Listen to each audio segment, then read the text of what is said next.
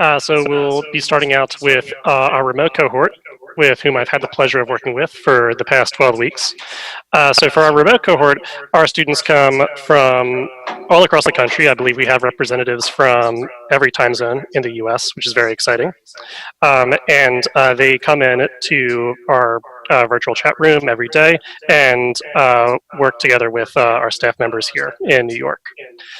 So I'm really excited about the projects that these two teams have put together because they both really show off how modern JavaScript can cross-platform boundaries, which is really cool.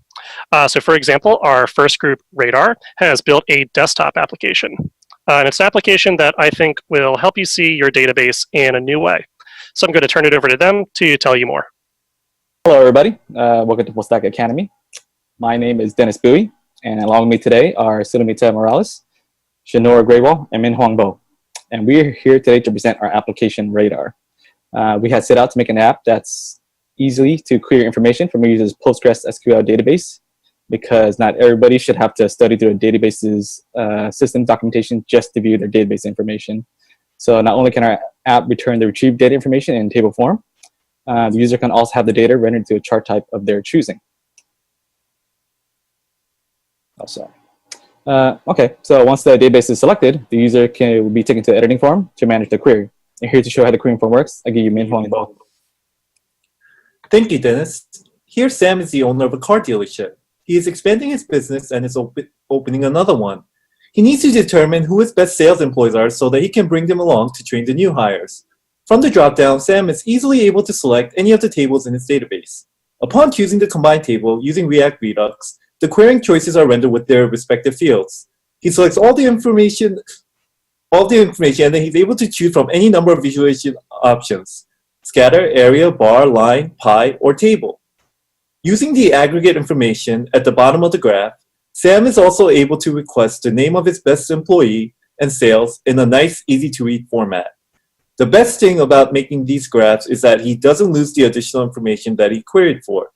The tooltip that shows up when he hovers over a data point displays all the information that was queried.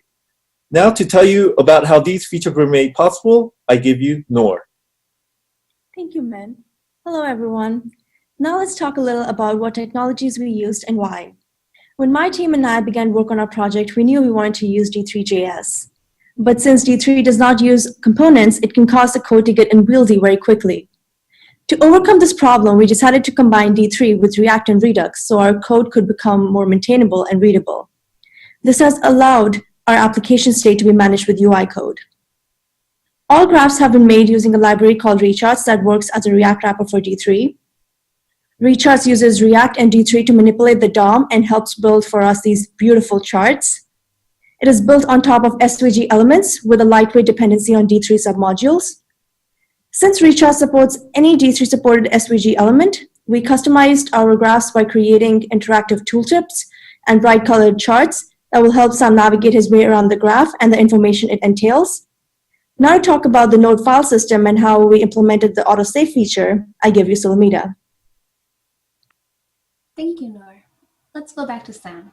If Sam is diligently working on his queries, but all of a sudden his computer crashes and his app needs to be relaunched, he doesn't have to worry.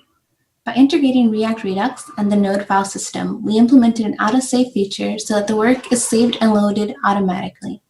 Finally, we implemented a custom SQL query builder. Although our app was designed for users who are not familiar with SQL, we wanted to give the flexibility to users who are proficient in the language. Even though it functions just as well as our app's simple query form, knowing the syntax to make the same query is a bit more involved. If you would like to take our app for a spin, you can download it at our GitHub shown here, github.com/cartographer/radar. Thank you everyone for taking the time to watch our presentation.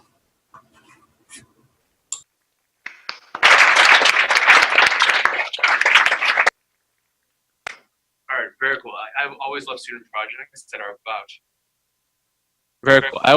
projects that are about helping people become, get access to things that developers can do even before they are become developers. So projects like that, I mean, one of the one of the things that really made Rails and Django popular was, their admin panels that really made it easy to access the database by non-developers. So I think, this goes one step forward with beautiful graphs. And so, yeah, I really like it.